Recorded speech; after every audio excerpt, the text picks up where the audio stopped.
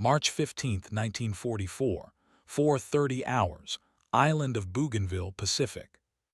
The jungle is alive with sounds, the wet rustle of palm fronds, the distant call of birds, the metallic clank of rifles being checked. Dew drips from leaves onto mud-slick boots. American soldiers crawl forward through dense undergrowth, machetes cutting vines, hearts hammering in rhythm with the pounding of distant artillery. Smoke curls above the trees from pre-dawn bombardments. Ahead, Japanese positions are partially visible, camouflaged mounds of earth and dense bamboo hiding deadly traps. The first platoon pauses.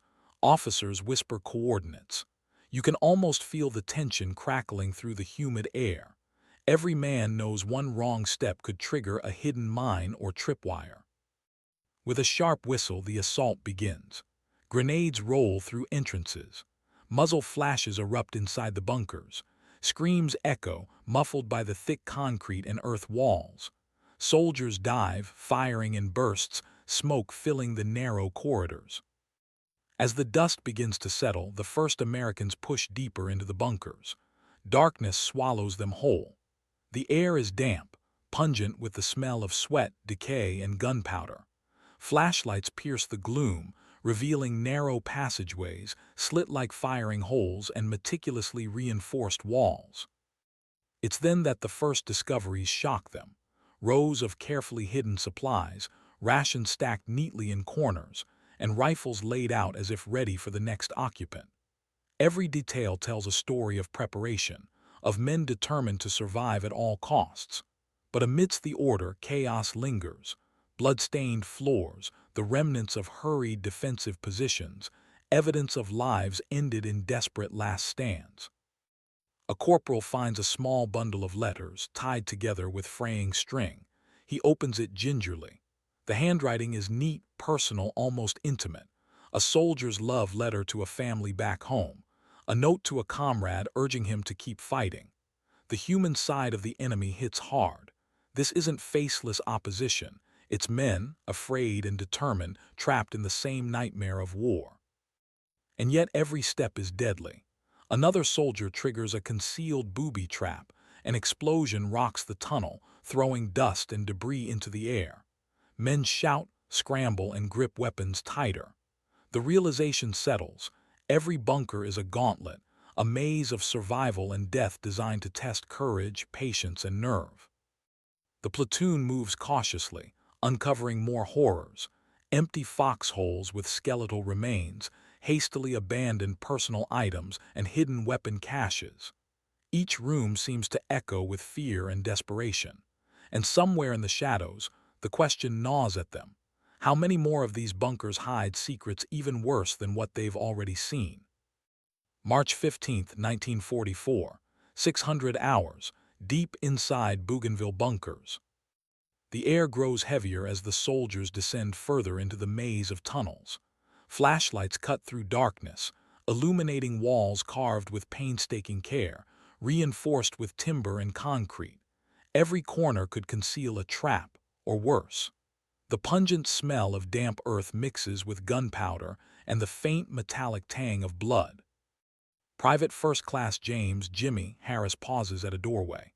Inside lies a small room, barely big enough for two men.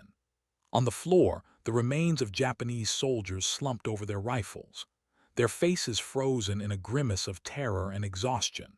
Some bunkers even held shallow graves, hastily dug, evidence of men who didn't survive the relentless artillery that preceded the assault. Among the destruction, personal effects stand out. Tin cups, neatly folded uniforms, photographs of loved ones, letters tucked into helmets. A diary is found, pages stained with water and dirt, chronicling daily life under siege. Rations dwindling, fear mounting, camaraderie sustaining them. Each object humanizes the enemy in a way bullets and grenades cannot.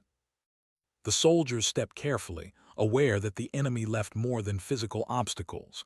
Booby traps lurk behind every wall, pressure-triggered mines, rigged grenades, sharpened stakes hidden beneath mats. A misstep could be fatal. One sergeant points to a carefully concealed tripwire. "This one's clever," he mutters. Every detail screams a grim intelligence behind the desperation. Further in, they find stockpiles, ammunition hidden under floorboards, canned goods buried beneath debris, medical supplies stacked in corners. The Japanese had planned for a long fight. They had built these bunkers to be self-sufficient, to resist every assault, to make every inch of ground cost the Americans blood. And then a sudden discovery stops them cold. A small, hidden chamber containing skeletal remains, weapons still in grip, and a crudely scrawled note in Japanese. The note, later translated, speaks of loyalty, honor, and an unwillingness to surrender. The soldiers exchanged tense glances, realizing the enemy had prepared for death, not defeat. The platoon continues, moving room to room. Each discovery compounds the horror. Cramped tunnels filled with dead, dying, and displaced bodies, both soldiers and sometimes captured laborers. Every corner seems to whisper fear, desperation, and the ruthless intensity of this island war. One soldier mutters under his breath, "You think you've seen it all, and then you turn the next corner." The bunkers hold more than weapons. They hold the truth of human survival at the edge of despair. And as the Americans push deeper, a creeping dread settles in. How many more horrors are waiting just beyond their flashlights? March 15, 1944, 7:30 hours. Inside a collapsed bunker chamber, Bougainville. The soldiers pause in a larger chamber, walls blackened by previous fires. The flashlight beam glints off scattered personal items, half-burned letters, a cracked wooden comb, a child's drawing tucked into a helmet. It's a small, haunting reminder. The men they face were sons, brothers, and husbands, caught in the same nightmare of war. Sergeant Thompson kneels beside a small pile of belongings. A photograph slips from a torn envelope. A young Japanese soldier smiling with his family, oblivious to the coming battle. The soldiers exchange uneasy glances. This is no longer just a fight against enemy combatants. It's a confrontation with humanity frozen in conflict. In the corner, they find a makeshift sleeping area, bamboo mats, scraps of clothing, and a bowl of rice left uneaten.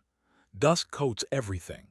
The air is thick, almost suffocating, yet the meticulous organization of such small spaces conveys a stubborn will to survive. Every item tells a story of fear, hope, and a life forced into hiding. Private Harris picks up a small, handwritten note stained with water and dirt. It's a farewell letter, addressed to family far away. The words speak of loyalty, fear, and duty. You can almost hear the quiet desperation in the pen's strokes. A voice lost in the war but momentarily preserved through ink and paper. Then comes the next shocking realization. Booby traps rigged inside personal effects. A tin box sits innocuously on the floor, but a careful inspection reveals a pressure-triggered grenade inside. The soldiers step back, hearts racing, realizing the enemy's strategy was not only tactical, it was psychological. Fear and death were woven into every detail of their living spaces. As they move deeper into the tunnels, more letters, journals, and scraps of personal effects emerge. Some hint at camaraderie, others at despair. Each discovery blurs the line between enemy and human. The soldiers begin to see a pattern: meticulous preparation, personal attachment, and the haunting acceptance of their own mortality. And yet, with every step deeper, the bunkers reveal another layer: crude maps, hidden weapons, and strategic notes. The enemy's intelligence, dedication, and sheer will to resist create an oppressive tension. Every discovery raises the stakes. Every corner might hide another human story or another trap. By now, the soldiers realize the truth. These bunkers are more than defensive structures. They are diaries, homes, prisons, and final resting places all at once. And somewhere ahead, there are still secrets that even the most careful flashlights cannot yet reveal. March 15, 1944, 8:30 hours, deep inside Bougainville Tunnel Network. The air grows colder and heavier as the platoon advances. The tunnels narrow, forcing soldiers to crouch low, weapons raised, senses alert to the faintest sound, the drip of water, a scuff of boot on dirt, a subtle click that could signal a deadly trap. Every step is measured, every movement deliberate. Lieutenant Daniels signals to the squad. Ahead lies a junction, the walls lined with tripwires. One wrong move and grenades or hidden spikes could end their lives in an instant. The soldiers freeze, scanning the floor and ceiling. Slowly, deliberately, they dismantle each trap. Sweat drips into their eyes, tension grips every muscle. In the next chamber, the horror escalates. Inside, makeshift execution areas are revealed, straw mats soaked in blood, splintered furniture used as barricades, and the skeletal remains of those who died trying to defend their position. Booby traps lie amid the personal belongings, grenades hidden under boxes, sharpened stakes camouflaged beneath straw. The enemy's blend of fear and strategy is chilling. Amid the terror, there are moments of eerie normalcy. A teacup left on a shelf, a pair of sandals tucked under a cot, a carefully drawn sketch of a landscape pinned to the wall. It's almost surreal. Life and death, humanity and brutality, coexisting in the same confined space. Soldiers can almost hear the whispers of the men who once lived here. The deeper they move, the more complex the bunkers become. Supply caches are discovered. Canned food, medical kits, ammunition stacked in hidden niches. Every corner, every tunnel demonstrates meticulous planning, desperate ingenuity born from fear and necessity. The soldiers realize they are not just clearing bunkers. They are unraveling the mindset of a force willing to die to hold ground. Private Harris notices a journal wedged into a crevice. The pages detail fear, exhaustion, and moments of fleeting hope. One entry reads, "We hold what we can. If we fall, we die knowing we tried." The words hang heavy in the tunnel, a stark reminder that the enemy's resolve was as human as it was deadly. As the squad prepares to exit the section, an ominous noise echoes, a metallic click from further down the passage. Every soldier freezes. A trap, or simply the echo of shifting earth. The tension is suffocating. One wrong move could end the day and perhaps the mission. The soldiers realize the truth of these bunkers. They are a labyrinth of terror, intelligence, and desperation. Each discovery is a story, each corner a potential death sentence. And the worst may still lie ahead, in chambers yet unexplored. March 15, 1944, 9:30 hours, deepest section of Bougainville bunkers. The platoon presses onward, flashlights cutting narrow beams through the suffocating darkness. The air smells of mold, sweat, and decay. Every step echoes off the concrete walls, each sound amplified in the tight, claustrophobic passages. Dust floats in the beams, disturbed by their movement. They reach the final chambers, rooms that have been sealed off longer than the others. Inside, the soldiers are met with the grim aftermath of desperation. Human skeletons lie amidst scattered personal belongings, rusted helmets, tattered uniforms, journals, and carefully folded photographs. Some of the fallen are posed as if in mid-action, frozen by the last moments of combat or illness. In a corner, a crate is discovered, filled with detailed maps of American positions, carefully annotated in Japanese. Nearby, makeshift bunk beds hold the remnants of daily life, bowls of dried rice, small cooking pots, and handwritten letters. The soldiers handle the objects carefully, realizing these items tell a story of fear, courage, and unrelenting resolve. Then comes another chilling find, hidden compartments rigged with improvised explosives. The enemy had planned for death even after defeat. The soldiers disarm each trap cautiously, sweat dripping, nerves taut. Every corner reminds them that in these tunnels, life and death coexisted with precision and intent. One private lifts a journal from the floor. The final entries reveal intimate thoughts, fear of death, loyalty to comrades, and reflections on the futility of war. The words strike a nerve. The enemy is no longer an abstraction. These were human beings, trapped by circumstance and ideology, willing to die in defense of a ground that meant everything to them. The platoon finally begins to exit the bunkers, their senses heightened, minds heavy. The tunnels have revealed the meticulous planning, the human fragility, and the absolute ruthlessness of the enemy. Each soldier carries with him a story etched in concrete and earth, a story of desperation, ingenuity, and the dark reality of island warfare.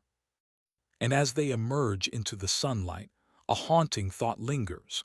What other horrors remain in the bunkers they have yet to find, and how many of them will never be discovered? March 15, 1944, 1100 hours, clearing the Bougainville battlefield. The soldiers emerge from the tunnels, blinking against the harsh Pacific sun. Sweat and grime coat their faces, and the weight of what they've witnessed presses heavily on their shoulders. Behind them, the jungle hides the complex maze of bunkers, traps, and human stories, silent once more. Officers begin cataloging what was found: maps, letters, weapon caches, and personal effects. Photographers snap images for intelligence reports, capturing the aftermath with clinical precision. Yet, even in black and white frames, the human dimension of the enemy cannot be erased. The remnants of families, hopes, and dreams lost in the darkness of underground chambers. Private Harris sits on a fallen log, staring at a blood-stained helmet. He turns over a small photograph he found inside the bunker, a young soldier smiling with his sister. He can almost hear the life behind the image, the normalcy ripped away by war. Around him, men quietly share stories of what they encountered, journals describing fear, meticulous traps, and the stubborn will to survive. The platoon realizes that capturing the bunkers was only half the battle. Understanding what lay inside, the fear, desperation, and humanity, leaves an indelible mark. These bunkers are more than tactical victories. They are windows into the minds of those who fought fiercely, often hopelessly, to protect what they could. As the soldiers prepare to move to the next objective, a lingering sense of unease remains. Every bunker tells a story, but for each uncovered, countless others remain hidden across the Pacific Islands. The haunting thought emerges: in the war's vast expanse, how many secrets, tragedies, and human stories remain buried, waiting for soldiers to find them? March 15, 1944, afternoon, Bougainville clearing. The heat of the day presses down on the men as they regroup. The jungle hums with insects, distant artillery, and the occasional bird call, an eerie contrast to the horrors hidden beneath their feet. The soldiers sit quietly, some cleaning weapons, others scribbling notes or letters home, but all carrying the invisible weight of what they've seen inside the bunkers. Lieutenant Daniels gathers his men for a moment of reflection. He doesn't speak of strategy or victory. Instead, he reminds them that the bunkers revealed more than military defenses. They revealed the human side of the enemy. Meticulous planning, personal letters, small mementos, even desperate last stands.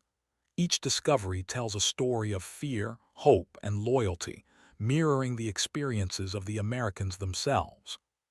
Private Harris opens the diary he salvaged, reading aloud a passage. "If we fall, it is not fear that defines us, but honor in trying." The words hang heavy in the humid air, resonating with men who, hours earlier, had risked life and limb to survive.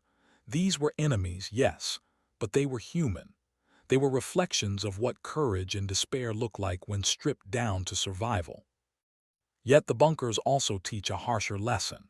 The meticulous traps, hidden explosives, and strategic ingenuity reveal the lengths humans will go to defend what they hold dear, even when facing inevitable defeat. War strips away civility, but it cannot erase intelligence, dedication, or the instinct to endure. Every corner, every passage, is a testament to that. As they move forward into the next phase of the campaign, the soldiers carry these lessons with them. Not just tactical knowledge, but an understanding of the enemy as people, shaped by circumstance and ideology. Bougainville's bunkers will remain in their memory, a chilling reminder that the brutality of war is inseparable from the humanity that inhabits it. And even as the jungle swallows the last echoes of battle, A question lingers in every soldier's mind.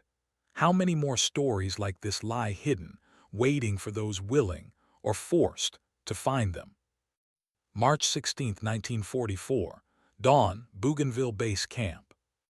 The soldiers return to camp, their bodies exhausted but their minds heavy with the echoes of the bunkers. Mud-streaked uniforms cling to sweat-soaked skin, rifles and gear still caked with dirt. Around the mess tents, chatter is subdued. Men share experiences, but words fail to capture the full horror and humanity they've just witnessed. Officers review photographs and recovered documents, cataloging evidence of booby traps, stockpiled supplies, and personal items. Each report adds layers to the understanding of the Japanese defense strategy, but also to the soldiers' awareness of the human cost behind every tunnel.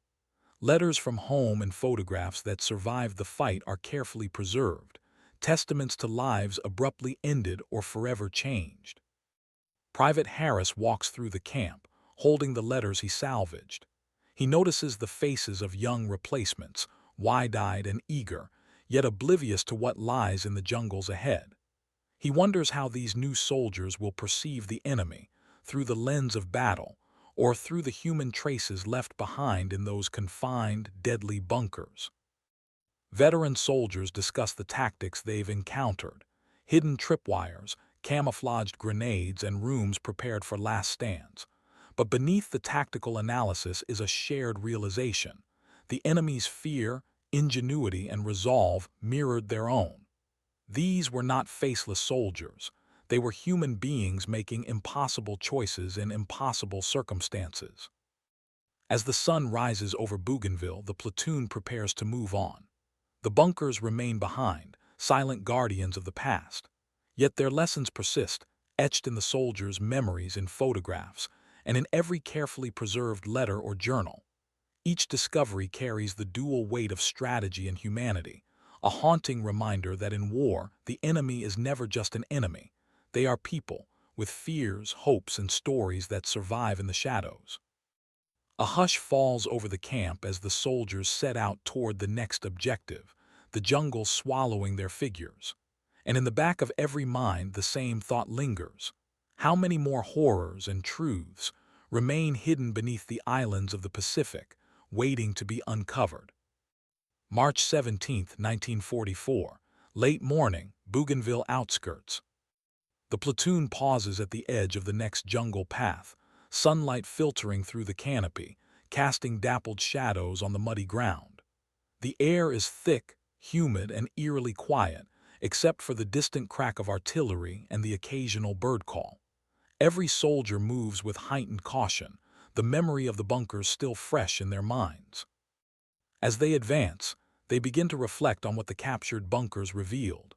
Cramped, dark, and booby-trapped, each structure was a testament to the Japanese soldiers' fear, ingenuity, and determination. From neatly stacked supplies to blood-stained floors, from letters to personal belongings, these hidden chambers offered a silent testimony of humanity trapped in the horrors of war. Lieutenant Daniels signals a halt near a small clearing. The soldiers take cover behind fallen trees, scanning the terrain.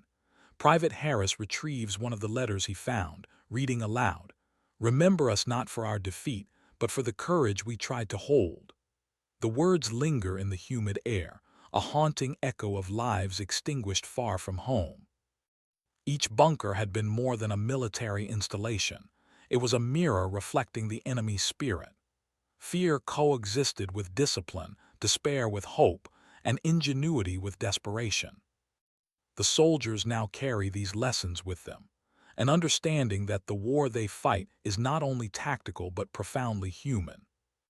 And as they move deeper into the jungle, the thought persists. Every island, every hidden tunnel, every abandoned bunker has a story. Stories of men who prepared for the worst, who fought to the last, and who left behind silent evidence that continues to speak long after the gunfire fades. The jungle ahead is dense, dangerous, and alive with the unknown. But the soldiers march on, their minds heavy with the knowledge that every step could reveal another chamber, another human story, another shock waiting just beyond the next bend. March 18, 1944, midday, Bougainville jungle. The platoon moves cautiously, machetes slicing through thick foliage. The oppressive humidity clings to their uniforms, and every footstep seems amplified in the dense silence. The memory of the bunkers they cleared still weighs heavily on their minds, the cramped passages, the booby traps, the personal belongings, and the skeletal remains. As they advance, Lieutenant Daniels stops near a fallen tree and gestures to a partially collapsed bunker ahead. "Stay sharp," he warns. The men edge closer, flashlights cutting through the gloom, revealing a structure half swallowed by earth and vines. Inside, the remnants of another desperate stand are visible. Scattered rifles, shattered helmets, and scraps of journals that survived the passage of time. Private Harris carefully lifts a charred notebook from the debris. Pages are smeared with soot and dirt, but faint ink reveals personal accounts of the soldiers' daily struggles, rationing, fear of bombardment, and fleeting moments of camaraderie. These bunkers, once deadly traps, are now archives of human resilience under extreme duress. The soldiers pause to reflect.